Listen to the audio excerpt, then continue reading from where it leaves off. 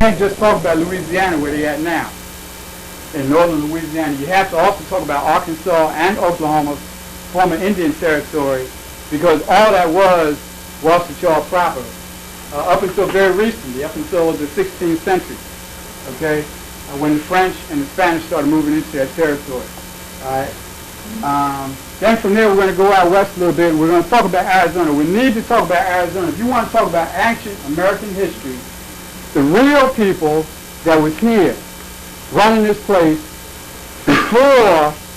before these beasts arrived, you have to go to Arizona. And you have to take a very, very close look, because there's some real weird stuff going on in reference to the White House in Arizona. Okay? That's been coming down the pipe just in the last week. Okay? In specific reference to some of the stuff we're going to talk about tonight. And as a matter of fact, I thought it was fascinating that the president got up and made a statement about Arizona just this week. And this is at the very same time that I've been running around the country doing lectures talking about Arizona. There's stuff going on in Arizona. You need to know about this stuff. I want to tell you something that's going to fascinate you. Do you know that there have been people who have been killed because they have gone into places like Arizona and dug out certain types of information that they wasn't supposed to have at their fingertips. And they tried to put the information out and wound up getting killed for it. That's how sensitive some of this information is. But we're going to talk about it tonight. And I'm not going to worry about it because we just did a libation. Then we're going to go to the northern part of the country, and we're going to talk about the Great Lakes area. Okay? You cannot successfully talk about what the Wasatch were involved with in the South and what is in Arizona and what is in the Great Lakes area unless you talk about all of it together. Because, see, I've noticed one thing about this country, and I'm sure this is true in all countries around the world where all people have had a major influence. As you go across the country and you start to dig for information, the country sort of opens itself up, just like a mosaic, just like a puzzle, just like putting a puzzle together. A picture starts to appear piece by piece by piece. And sometimes the images that you get are very shocking because it flies in the face of everything that's in print. So it's almost as if, you know, all the history books that you've ever read is a damn lie. Because most of those books are printed by people that are directly contrary to your interest. And that know what they're putting in there is a lie. But they want to make sure that there's guarantees in place to make sure that you don't ever get the real information you need to really come into yourself. Okay? And then after we get done talking about that, later on in the at the end of the second half, we're going to get into a little bit of discussion about this place y'all live in, Georgia. We're going to talk about Georgia a little bit.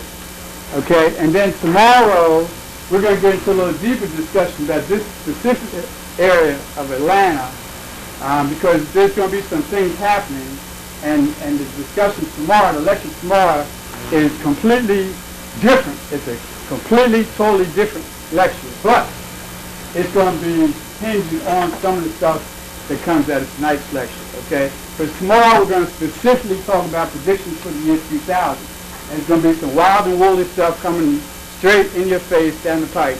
But because we're very, very limited in the time, we're not going to have time to get into that tonight. So we're going to save that for tomorrow starting 3 p.m. right here again. Okay? And then we're going to be talking about the state of Georgia and some of the things. There's some very specific things you're going to need to be looking at. There's some very specific protections you're going to need to get, okay, and deal with, because some of this heavy-duty action is coming down the pipe. Very, very, very soon, it's going to be knocking a lot of socks off a lot of people. As a matter of fact, it's knocking a lot of people down now because there's some real weird stuff going on up north. I was so glad to get on that plane and get the hell out of there and get somewhere where I didn't have to be in that atmosphere, because there's some weird stuff going on, and I can't say that I'm sorry to go back, because I have to go back. But I go back, you know, with a grain of salt, with extreme caution, because there's some weird stuff going on in the northern part of this country. And in fact, the whole entire industrial area of this country, stretching from Boston all the way to Chicago and back down to roughly Richmond, Virginia. It's some weird, weird, weird stuff going on that's killing a lot of people. Okay, so unfortunately, we're not going to be able to deal with that today. I'm sorry. So we'll get into that tomorrow. Okay, so those questions, hold those for tomorrow. Okay, but first, we're going to do the first half tomorrow on predictions for 2000. We're going to talk about two specific periods, which is the spring and the summer. The spring and the summer is going to be very, very important for you to be very careful about.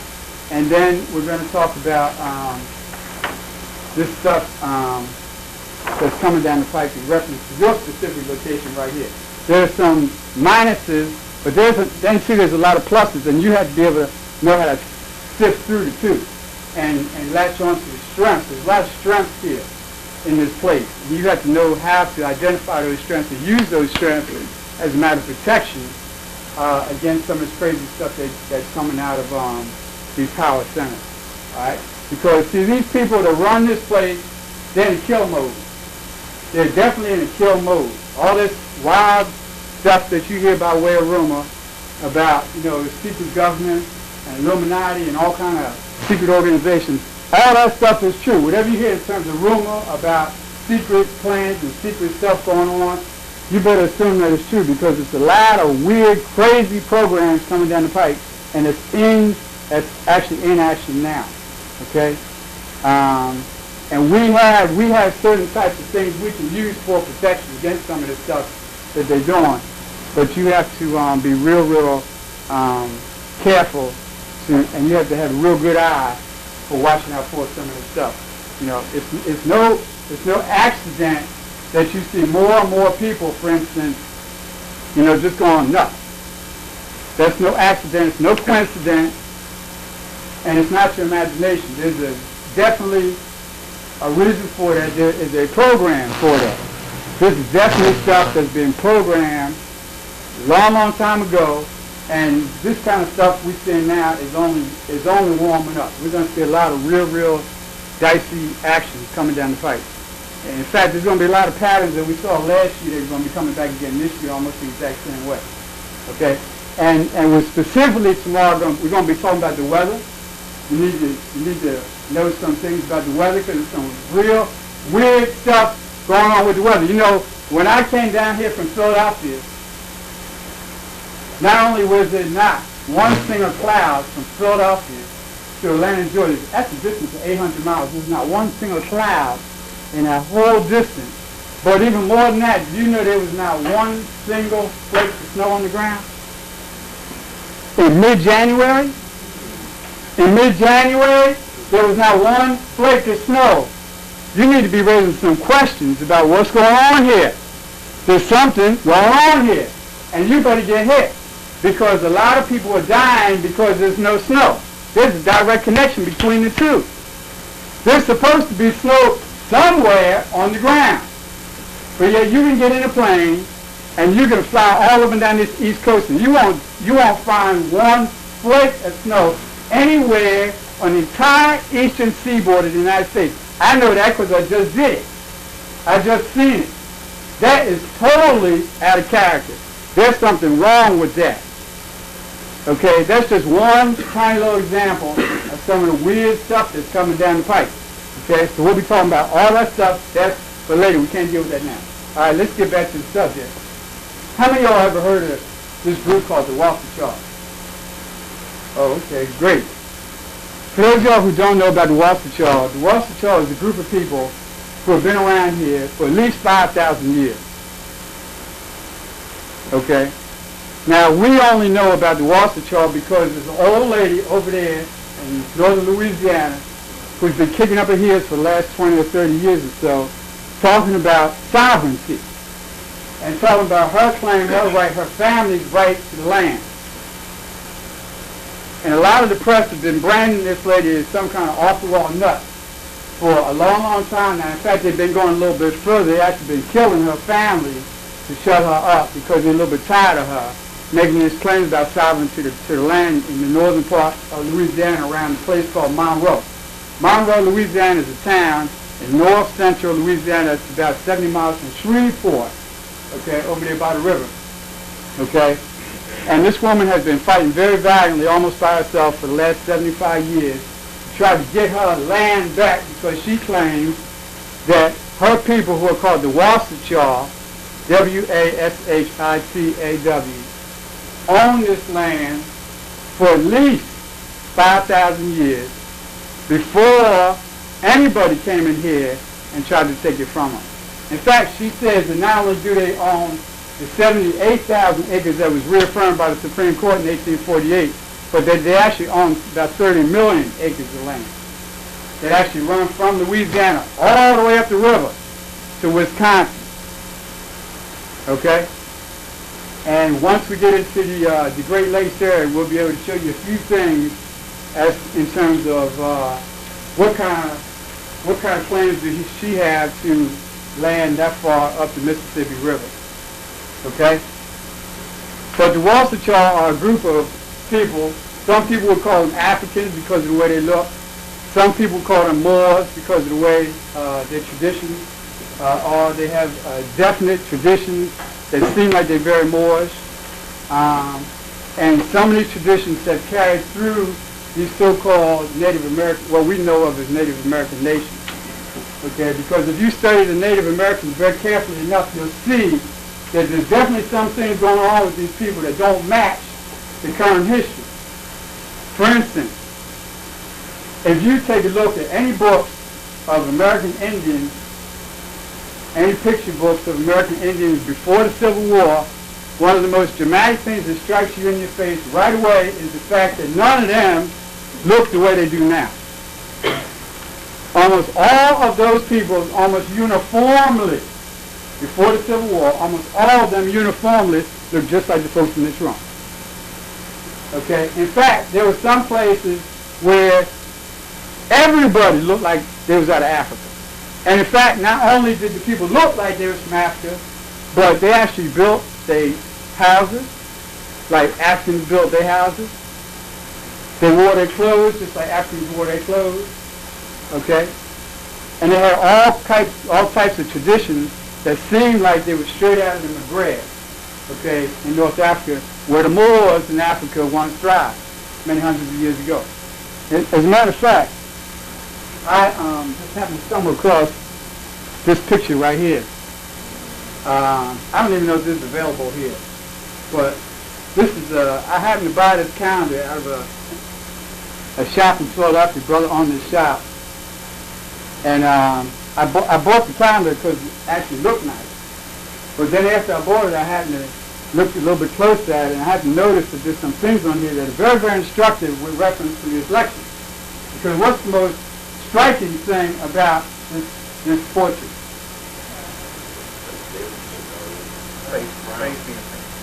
Okay, the face paint.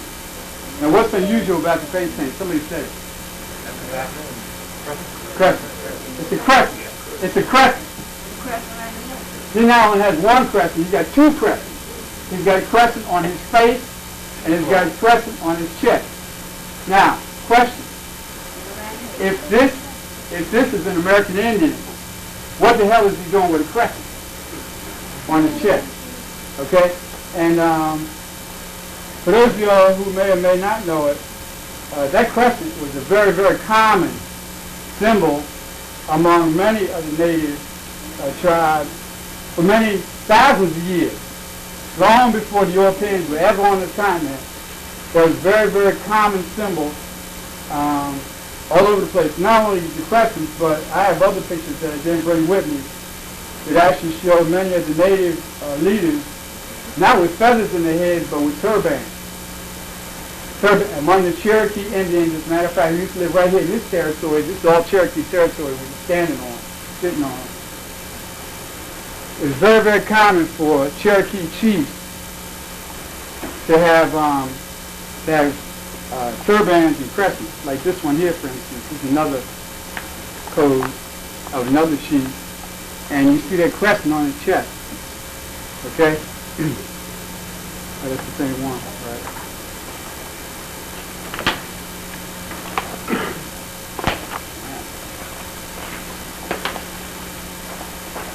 Okay, there goes the other guy. Alright? You see the crescent on his chest. Alright? Now, you can actually go into places like the Smithsonian. You can go into places like the Met the Metropolitan Museum in New York. You can go into the Natural History Museum in Washington. And you can go into any Native American museum anywhere in this country, and you will see literally thousands of portraits like this. Okay, where you have so-called Native Americans wearing Moorish symbols.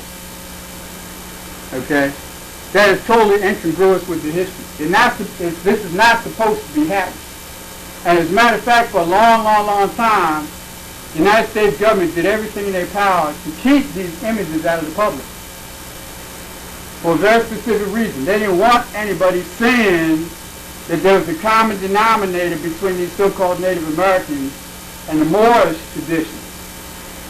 And there's a very clear reason for that, because they don't want anybody knowing that the connection between the two leads to your history here.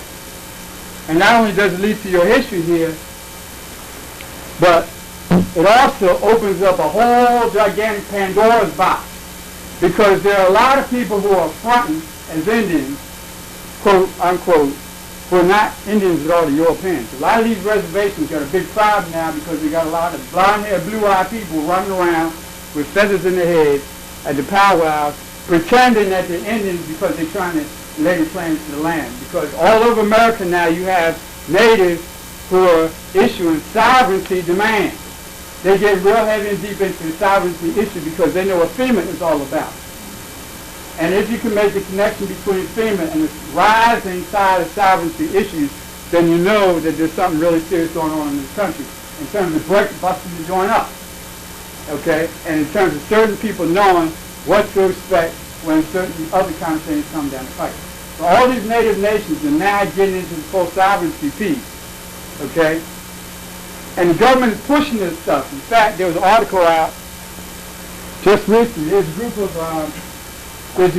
a group of Indians out west who are having a major dispute with the government right now about a fossil.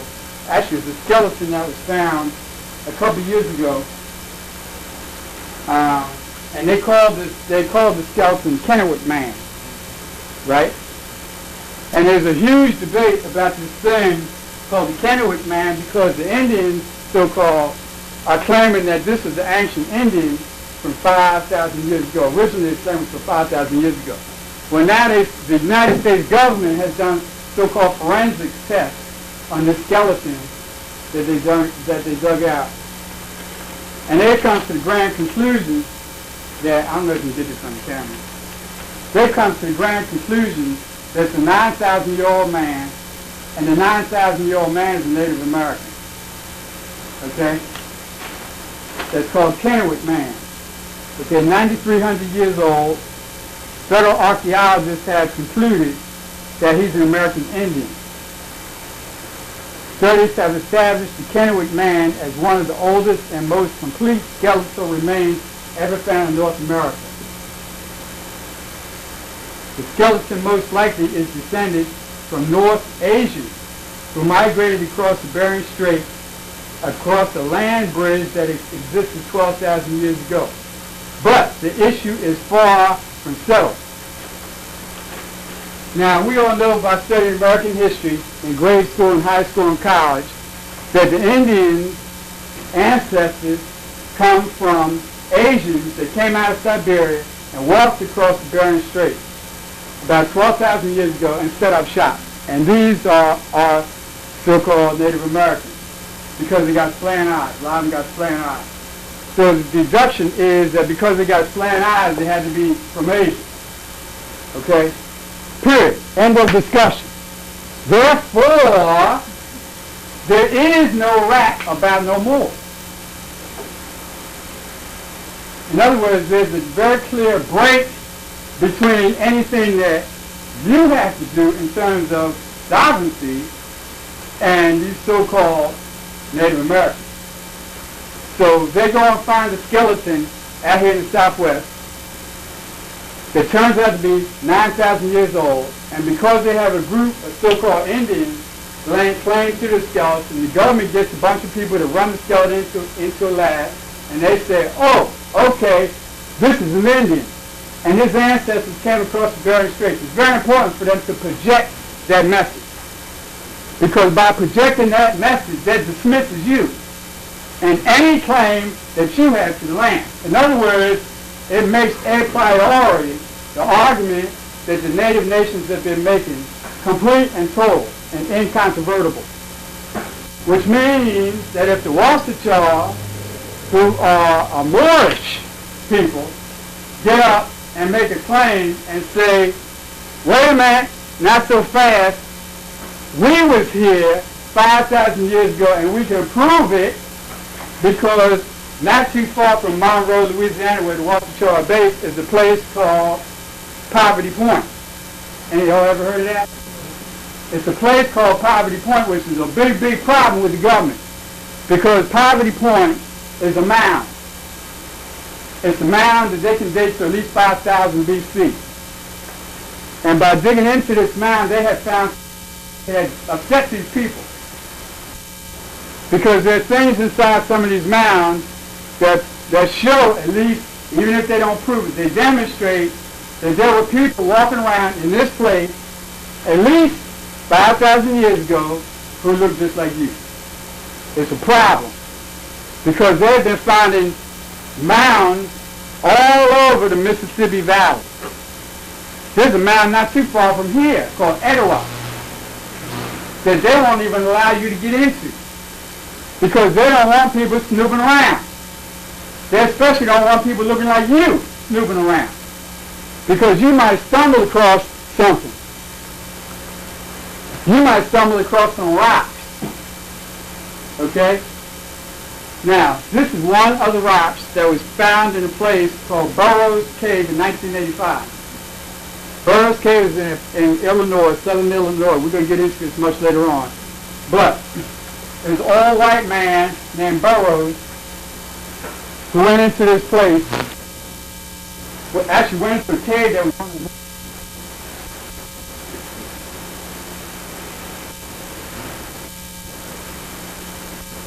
oh, okay, turquoise.